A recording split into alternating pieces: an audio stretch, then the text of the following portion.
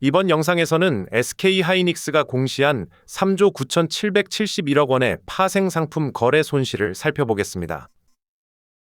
이 손실이 왜 발생했는지, 실제 현금이 빠져나갔는지, 순이익과 주당 순이익에는 어떤 영향을 주는지, 그리고 ADR 신주 발행과는 무엇이 다른지 쉽게 설명해 드리겠습니다. 먼저 세 가지만 기억하시면 됩니다. 첫째, 손실은 실제로 회계장부에 반영되지만 회사 통장에서 현금이 빠져나간 것은 아닙니다. 둘째, 반도체를 팔아서 발생한 손실이 아니므로 영업이익에는 영향을 주지 않습니다. 셋째, 교환사채는 기존 자기 주식을 넘겨준 것이고, 실제 주식 수를 늘린 것은 ADR을 통한 신주 발행입니다. 쉽게 말하면 가계 매출에는 변화가 없지만 예전에 써준 약속의 가치가 올라가면서 장부에만 손실이 기록된 상황입니다. 2026년 1월 1일부터 6월 30일까지 발생한 파생상품 거래 손실은 3조 9,771억 원입니다.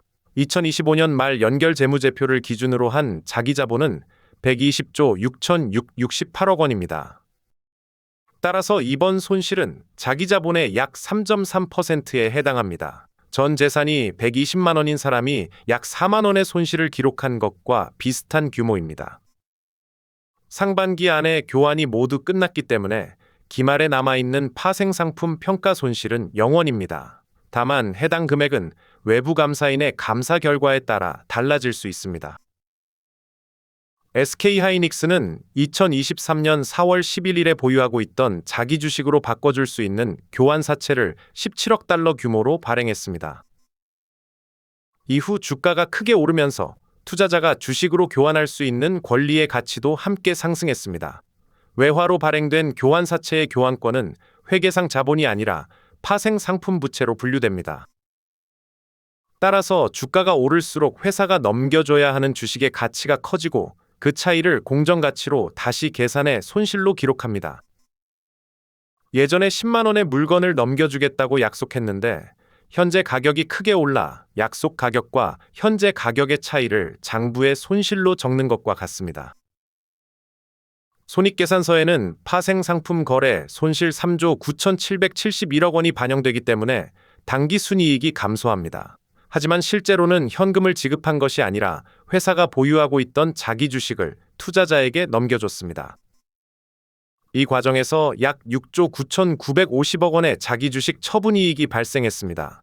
이 이익은 손익계산서를 거치지 않고 자본에 직접 반영됩니다. 파생상품 거래 손실과 자기 주식 처분이익을 함께 보면 자본 총계에는 약 3조 원의 증가 효과가 나타납니다. 장부의 순이익은 줄었지만 회사 통장의 현금과 전체 자본이 똑같이 줄어든 것은 아니라는 뜻입니다. 이번 거래는 반도체 판매와 관련된 손실이 아니므로 영업이익에는 변화가 없습니다.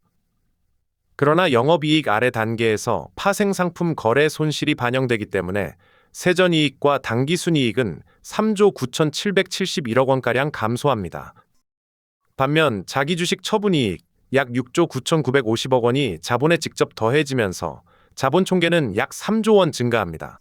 현금 흐름표에서는 비현금 손실을 다시 더해주기 때문에 현금 유출 효과는 0원입니다. 본업의 성적은 그대로이고 최종 순이익만 줄어들지만 회사의 전체 재산은 오히려 늘어난 구조라고 이해하시면 됩니다. 교환사채가 주식으로 바뀌어도 발행 주식 총수는 늘어나지 않습니다.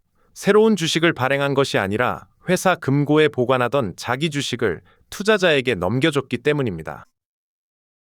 다만 자기 주식 약 2,012만 주가 시장에 나오면서 실제로 유통되는 주식 수는 최대 약 2.8% 증가합니다. 주당 순이익은 순이익을 유통 주식 수로 나누어 계산하므로 분모가 커지는 만큼 희석 효과가 생깁니다. 하지만 이 물량은 희석 주당 순이익 계산에 이미 잠재 주식으로 반영돼 있었습니다. 이번에 주당 순이익을 크게 낮춘 핵심 원인은 주식수 증가보다 순이익이 3조 9,771억 원 감소한 데 있습니다.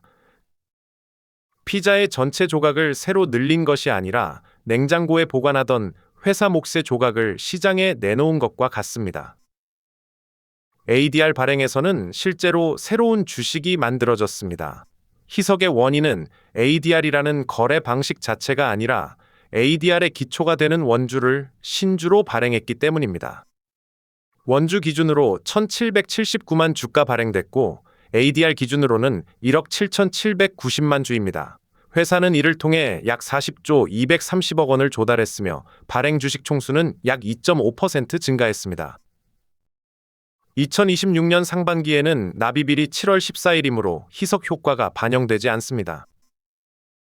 2026년 연간 기준으로는 가중평균 효과에 따라 약 1.1%에서 1.2%가 반영되고 2027년부터는 약 2.4%에서 2.5%가 온전히 반영될 가능성이 있습니다.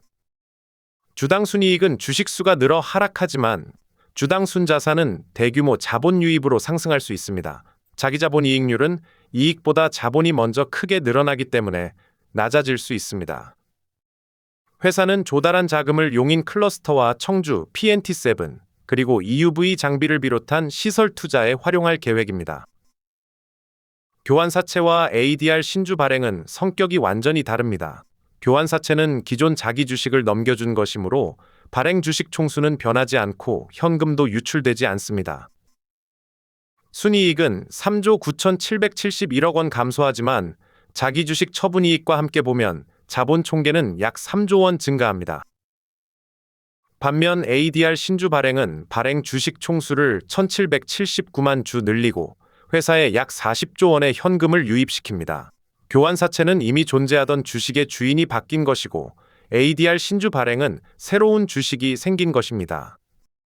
공시된 손실은 감사 전 잠정치이며 자기 자본은 2025년 말 기준입니다. 정확한 희석 규모는 반기 보고서에 기재된 가중평균 유통보통 주식수 관련 내용을 함께 확인해야 합니다. 이 내용은 투자 권유가 아니라 공시를 이해하기 위한 설명입니다. 오늘 영상이 유익하셨다면 구독과 좋아요, 그리고 알림 설정까지 부탁드립니다. 감사합니다.